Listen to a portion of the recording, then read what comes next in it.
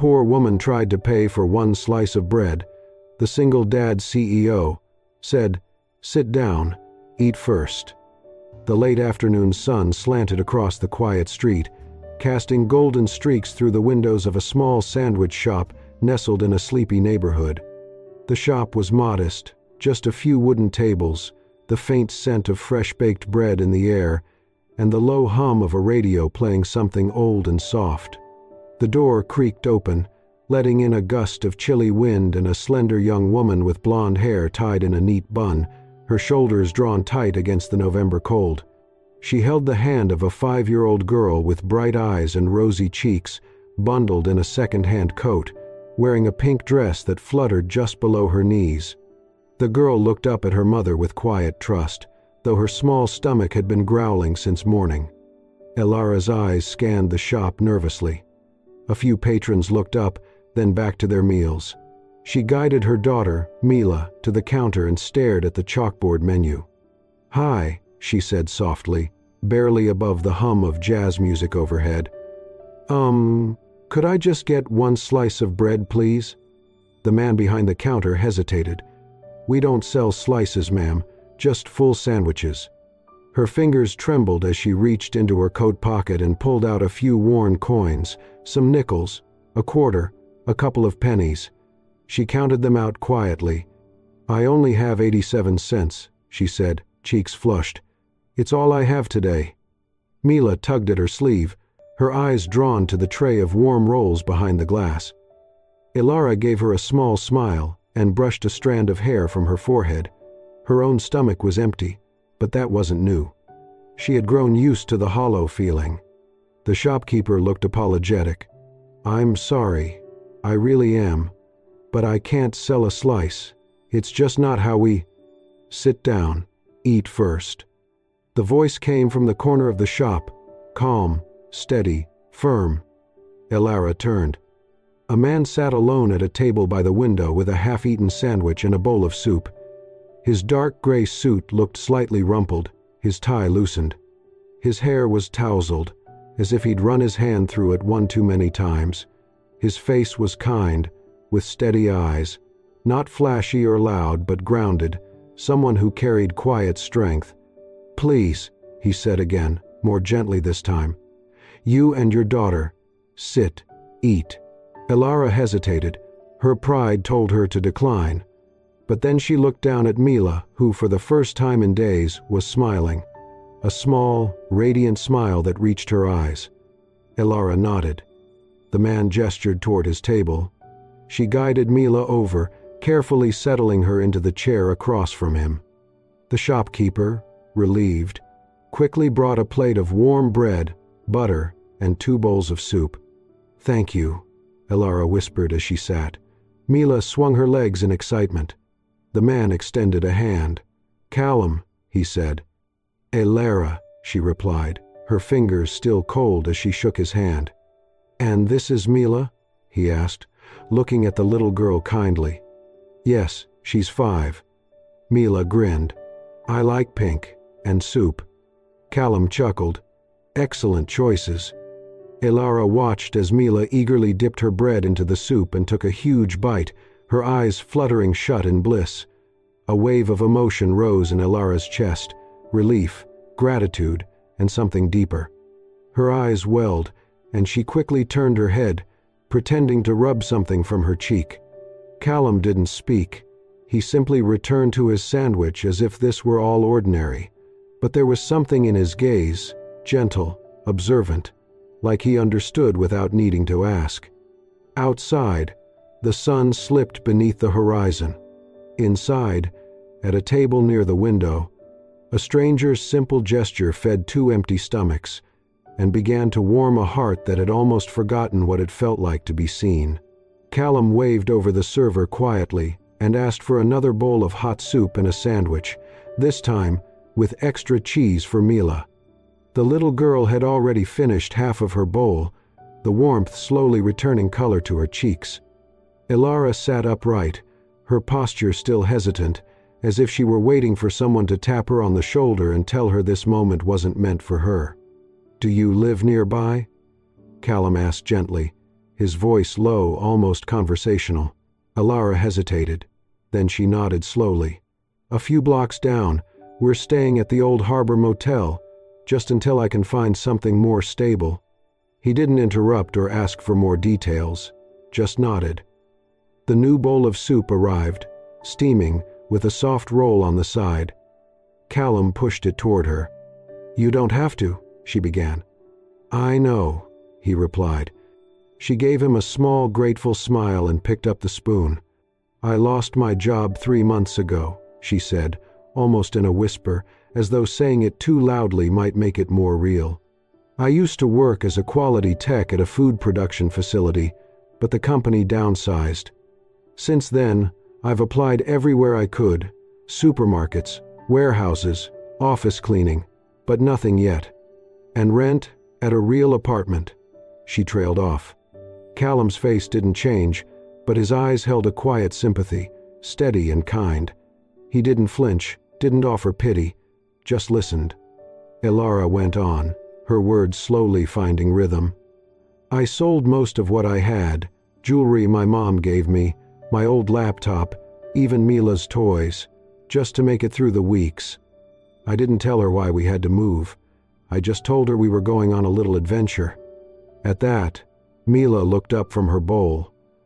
"I like adventures," she said cheerfully, completely unaware of the weight her mother carried. Then, in a gesture so pure it stopped the air between them, she tore a piece of bread from her roll and placed it carefully on her mother's plate. "For you, Mommy." Elara's lips trembled. "Thank you, sweetheart." Callum watched silently. Something in his chest tightened, not out of sadness, but in awe. There was something unbreakable about the quiet dignity Elara carried, even in hardship, and the generosity of a child with so little, offering her only piece of bread, touched him in a place he hadn't felt in years. Mila giggled when the melted cheese stretched from her sandwich to her chin. Callum offered her a napkin, smiling as she wiped her face clumsily. When the meal was nearly done, Elara glanced at the few remaining coins still in her coat pocket, the ones she had tried to use earlier. She pulled them out, pushed them gently across the table. I know it's not enough, but please, at least let me pay you back for the bread," she said softly. "I can't take more than I've already." Callum looked at the coins, then back at her.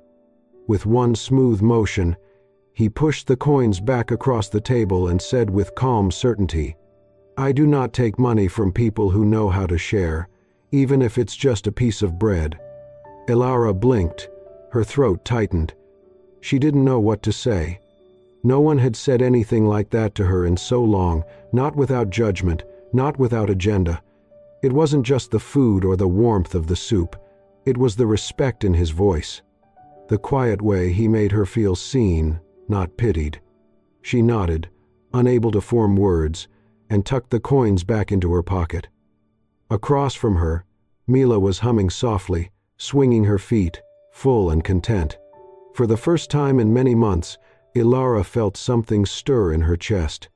Not hope exactly, but something close. Something that felt like being human again. The sky outside had already turned a smoky shade of blue as Callum stepped out of the sandwich shop. Elara and Mila had walked off in the other direction, their silhouettes fading into the quiet evening. He stood still for a moment, hands in his coat pockets, before pulling out his phone. He dialed a familiar number. Harper. His assistant's voice came through, crisp and efficient as always. "Yes, sir? There's someone I'd like you to look into discreetly. Her name is Elara, no last name yet. She has a daughter, Mila, about 5 years old. They're staying at the Old Harbor Motel. She mentioned working as a quality tech before being laid off. I need to know her full work history, certifications, anything relevant." A brief pause. Then Harper replied without a trace of surprise. "Understood. I'll start tonight." Callum hung up without another word. Back inside the shop, the server was clearing the table when Callum noticed something folded neatly by Elara's seat. A small, square handkerchief, white linen, slightly worn, but carefully stitched with delicate blue embroidery along the edge. The initials E, A were sewn into one corner. He picked it up gently, rubbing the fabric between his fingers. The stitches were fine and even. It was the kind of work someone did by hand, with time and patience, maybe late at night after putting a child to bed. He slipped the handkerchief into his coat pocket, then walked out into the wind. 3 days passed. Elara sat in the corner of the motel room, knees drawn up on the bed as Mila napped beside her. Her phone buzzed softly on the cracked nightstand. "Hello?" "Hi, is this Elara Anderson?" a woman asked pleasantly. "I'm calling from Eden Fields Organics. You submitted an application with us a few weeks ago?" Elara blinked, her heart suddenly thudding in her chest. Yes, I did." "Well, we would love to bring you in for an interview. We're currently filling a position in our quality assurance department, and your experience aligns well. Would you be available this Thursday morning?" Elara could barely process the words. She had applied to dozens of companies. Eden Fields was one of the first. She never heard back. She had assumed her application had gone straight to the recycle bin. "Yes," she said quickly, nearly breathless. "Yes, I can be there." "Wonderful. We'll email the details." As the call ended, Elara stared at the screen, her hands trembling. Mila stirred in her sleep and rolled closer to her, her tiny fingers brushing against her arm. Thursday came, gray and damp. Elara stood in front of the Eden Fields headquarters, dressed in her best, but still worn, gray slacks and a simple blouse that had faded slightly with time. She had washed and pressed it carefully the night before. Her shoes were scuffed but clean. She inhaled deeply before stepping into the lobby. The office was bright, filled with plants, light wood accents, and the faint scent of rosemary and mint. The receptionist greeted her kindly and handed her a visitor badge. The interview room was quiet, the panel of 3 managers welcoming but professional. They asked thoughtful questions about her past roles, her knowledge of food safety, her ability to handle inspection reports and audit checklists. Elara spoke clearly, honestly. She did not embellish. She did not hide her struggles. "I've worked under pressure," she said, "and I've learned how to stay focused even when things are uncertain." The interviewers exchanged impressed glances. She was not flashy, but she was precise, humble, and clearly capable. What Elara did not know was that her resume had landed on that table again because someone had quietly recommended her, someone whose opinion the company took very seriously. As she walked out of the building an hour later, the air smelled a little sweeter. She clutched her coat around her tightly, her heart lightened by a strange new feeling. Not certainty, but possibility. The offer letter came 2 days after the interview. Elara read it over and over again, making sure she was not imagining the words. Quality assurance technician, full-time, benefits included. Start date, Monday. Tears welled in her eyes as she looked over at Mila, who was coloring quietly at the small table in the motel room, wearing her favorite pink dress. "Mommy got the job," Elara whispered. Mila looked up, her face breaking into a wide grin. "Does that mean we can have cereal and milk again?" Elara laughed through her tears and pulled her daughter into a hug. "Yes, sweetheart, and maybe even strawberries too." Elara's first day at Eden Fields Organics felt like stepping into a new world. She was issued a crisp lab coat, a clipboard, and a proper name badge with her full name, Elara Anderson. For the first time in months, she felt like herself again. Not just a mother trying to survive, but a woman reclaiming her place in the world she had once dreamed of. Her role was clear: monitor cleanliness, test product samples, and ensure every step of production met the strict organic certification standards. It was meticulous work, but she was good at it. Her colleagues noticed her attention to detail and calm presence quickly. Within the first week, her supervisor, a warm but tough woman named Jeanette, remarked, "I don't know where you've been hiding, Elara, but I'm glad you're here." What made it even better, Mila was enrolled in the company's employee child care program, a small on-site preschool designed to support working parents. Mila went each morning in her little pink backpack, excited to make new friends and eat snacks she did not have to share from a single granola bar. For the first time in a long time, Ilara felt like they were building a life, not just getting through the day. What she did not know, what no one mentioned, was that the man who had helped her in the sandwich shop was the CEO of 𝐒𝐮𝐸𝐻𝐸𝐻𝐸 Fields himself. Callum rarely visited the headquarters. He spent most of his time overseeing the supply chain operations, visiting farms, or working from his private office in a different district. His presence was respected but remote, like a quiet guardian watching from a distance. One Thursday afternoon, Ilara agreed to cover an extra shift. A small delivery mix-up had caused delays on the production line, and Jeanette asked her to stay a little longer to supervise the final inspection. Mila, meanwhile, had been picked up from the preschool room by a temporary intern who had been assigned to wait with her near the employee entrance. But a miscommunication, just one forgotten handoff, left Mila momentarily alone when the intern was called inside for a question. When Callum arrived at the facility that day for a surprise walkthrough, he stepped out of his car and immediately spotted a small figure sitting by the main gate, clutching a pink backpack, her cheeks streaked with quiet tears. He walked slowly toward her, kneeling to her level. "Hey," he said softly, "are you okay?" The girl looked up. Recognition dawned in her eyes. "You're the sandwich man," she said with a sniffle. Callum smiled. "I am. And you're Mila, right?" She nodded. "I lost Mommy." He offered her a bottle of water and extended his arms. "Would it be all right if I carry you somewhere safe while we wait for her?" Mila didn't hesitate. She lifted her arms up, and Callum gently carried her inside, holding her like she was the most precious cargo in the world. In the security office, he sat with her, asking about her day, listening to her talk about her pink crayon and how she named it Princess Daisy. 10 minutes later, Ilara came rushing down the hallway, her heart pounding, eyes wide with panic. The moment she saw Mila sitting calmly in Callum's lap, her knees nearly gave out. "I'm so sorry. I didn't know she wasn't with the staff, I thought." "It's okay," Callum said gently, standing and handing Mila over. "She's safe, and she's a very brave girl." Ilara looked at him, stunned. You work here?"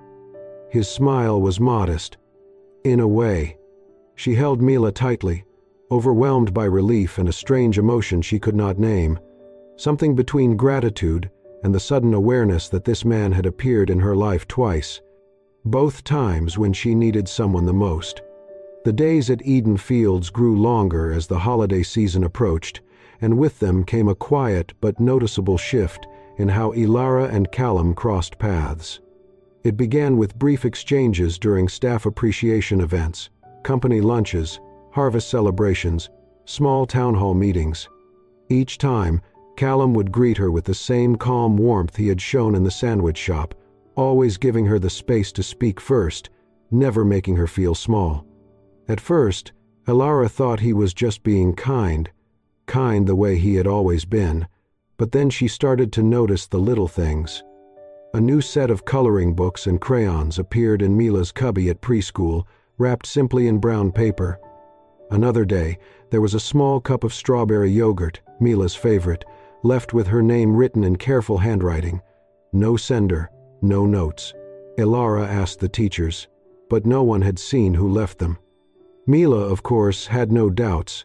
"It's the sandwich man," she said confidently one evening as they walked home. "He likes us." Ilara smiled but said nothing. She wanted to keep her feet on the ground. She had worked too hard to let herself float off into fantasy. Callum was the CEO. Kind, yes, but still her employer. And she was a woman with rent to pay, responsibilities to manage, a daughter to raise. She did not have the luxury of guessing at intentions. Still, she found herself looking forward to those company events, to the possibility of hearing his voice in the hallway, or seeing him pass by during morning rounds. Their conversations were never long, but they always lingered with her. He asked about Mila's favorite storybooks. She told him Mila loved fairy tales with brave girls and happy endings. A few days later, Mila brought home a book called The Princess and the Garden Fox, tucked into her preschool bag without explanation. Then came the evening that changed everything. They were home, finishing dinner, macaroni and cheese with steamed broccoli, and Mila was drawing on the back of a grocery receipt. She colored in wide, looping shapes with her new crayons, humming to herself. Suddenly, she looked up and said, "Mommy?" "Yes, sweetheart." "Is the sandwich man Santa Claus?" Ilara blinked. "What?" "Well," Mila continued seriously, "he brings surprises, and he knows what I like, and he always makes you smile when you see him." She paused, squinting at her drawing. "I think he's magic." Ilara stared at her daughter, heart skipping. For a moment, she couldn't find words. Mila went back to coloring, perfectly content. Ilara stood up and began clearing the plates, her hands moving on their own. But her mind was somewhere else entirely.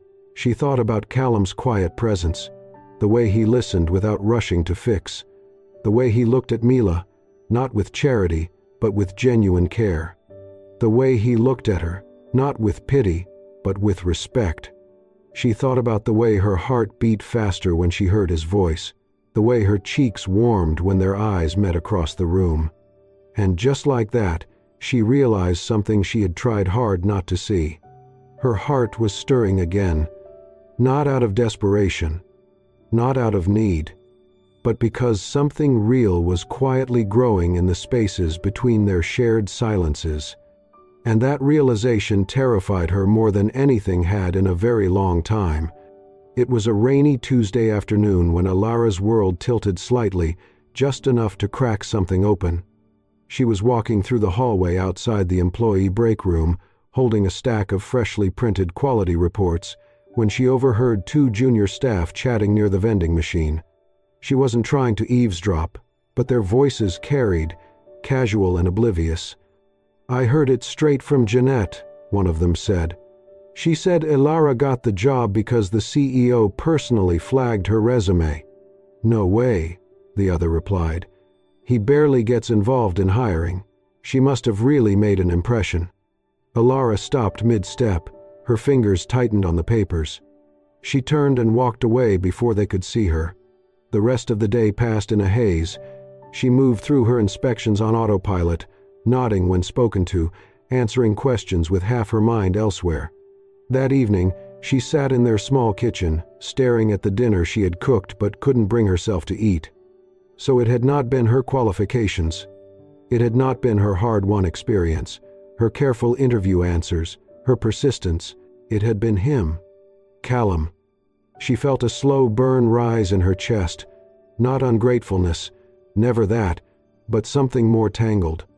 A sharp ache of pride, of being helped without knowing, of believing she had climbed a rung on her own only to find someone had been holding the ladder the whole time. She looked at Mila, who was sitting on the floor nearby with a stuffed rabbit, completely unaware. That night, Ilara barely slept. The next morning, she found herself standing outside Callum's private office. The receptionist gave her a curious look, but didn't stop her. She knocked once, then opened the door when she heard his voice. Callum looked up from behind his desk, surprised. "Ilara?" She stepped in, closed the door behind her. "Can I ask you something?" "Of course." "Was it you?" Her voice didn't tremble, but it was thin, tight. "Were you the one who got me this job?" Callum's expression didn't change. He set down his pen. "Yes." No hesitation. No explanation. Ilara swallowed. "Why?" He stood, slowly, and walked to the window before turning back to face her. "When I was 10, he said, his voice even, "my mother and I were homeless for nearly a year. She had left an abusive relationship and worked 3 jobs trying to keep us afloat. Some nights, she would go without food so I could eat. She sewed clothes for other families late into the night. She was the strongest person I have ever known." He paused, his eyes steady. "One day a stranger gave her a job without asking questions. That job changed our lives. It gave her the dignity she had lost, the ability to breathe again. I never forgot that. Ilara felt her breath catch in her chest. I saw you and Mila in that shop, he continued.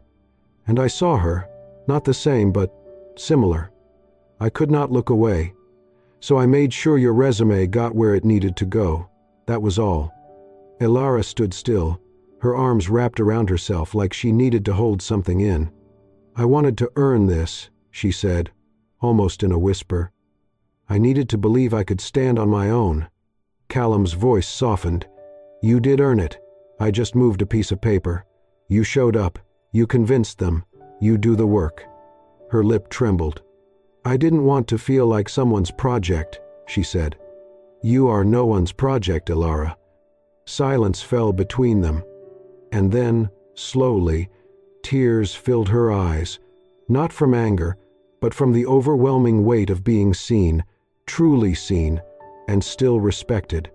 She covered her mouth with one hand and began to cry, quiet, aching tears.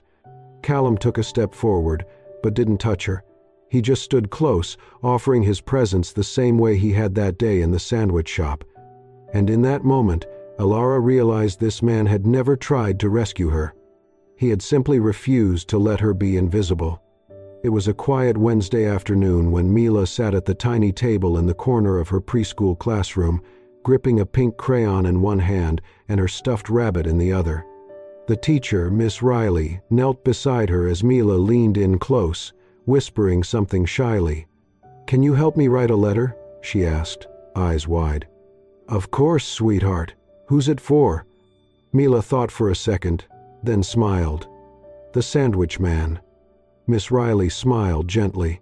All right then, let's write it together. Mila dictated every word carefully, her voice soft but sure, while Miss Riley wrote it neatly on a piece of lined paper, then helped Mila draw a big heart at the bottom.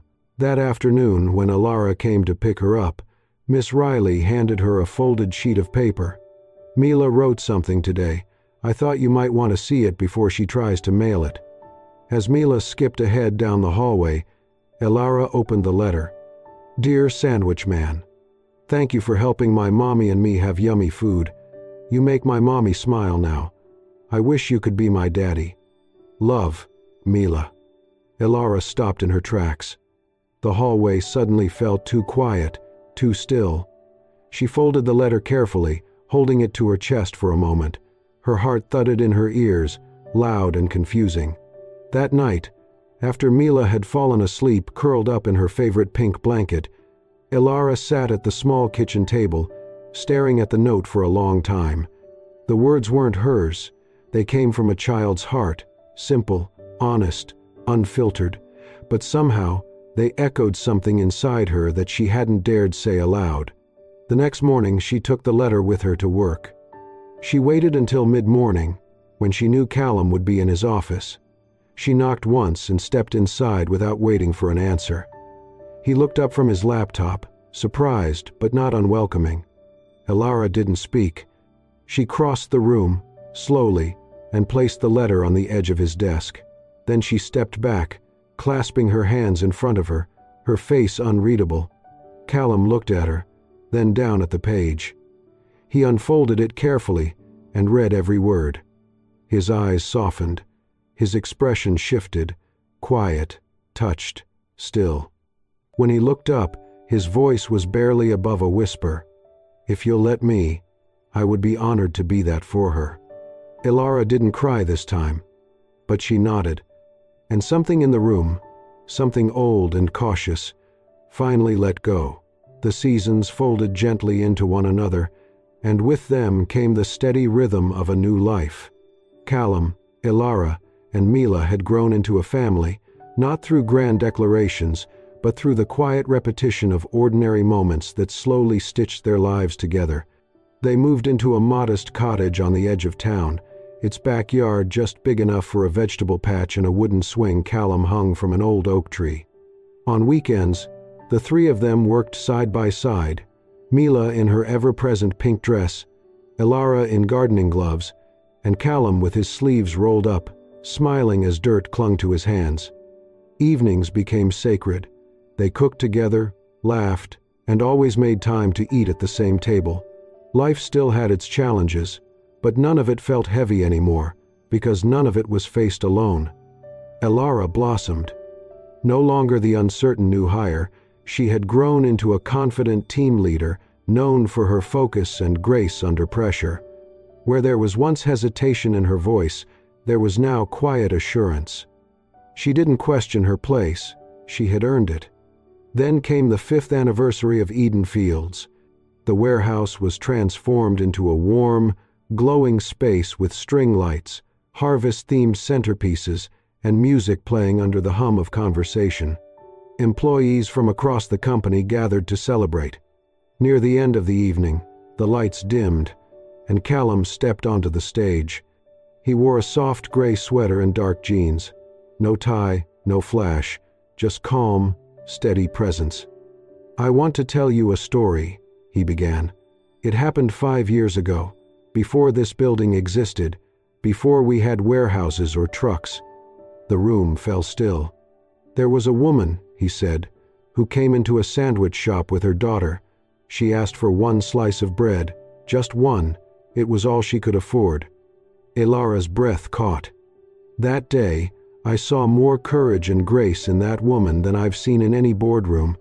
She didn't ask for pity, and when her little girl offered to share her bread, I realized I wasn't witnessing poverty. I was witnessing love, the kind that teaches, quietly and powerfully." He paused, eyes scanning the crowd. He didn't name her. He didn't need to. As the spotlight drifted across the audience, it settled on Elara. She froze, eyes wide, face warm. And then, people around her began to rise, clapping not out of sympathy, but respect. Her team, colleagues, even managers stood, honoring not her struggle, but her strength. And then, from the front row, a small voice rose clearly above the applause. "Daddy." Mila, standing on her chair in her pink dress, waved both arms toward the stage, her smile stretching wide. Callum's eyes lit up as he smiled back. In that moment, everything else faded. It was just them again. Later that night, back at the cottage, they sat around the fire pit behind the house. The trees glowed gold, and the air was filled with the scent of smoke and cinnamon. They shared a loaf of freshly baked bread, still warm from Callum's Sunday routine, a quiet ritual that honored where their story began. Mila lay curled against Elara's side, nearly asleep, still holding a half-eaten crust in one hand. Callum reached across and gently tucked a strand of hair behind Elara's ear. She looked at him, eyes soft, and whispered, "Thank you for seeing me when no one else did." He took her hand in his. "I didn't just see you," he said. "I was waiting for you."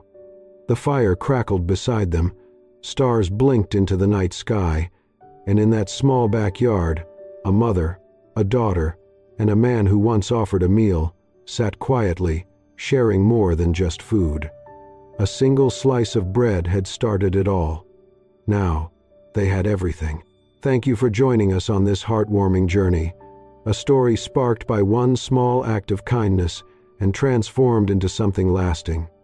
If it touched your heart or reminded you of the power of compassion, we invite you to stay connected. Hit that hype button and subscribe to Soul-Stirring Stories for more real-life tales that uplift and inspire. Your support helps us continue sharing the moments that move souls and light the way for others. Until next time, stay kind, stay hopeful, and remember, even the smallest gesture can change someone's world.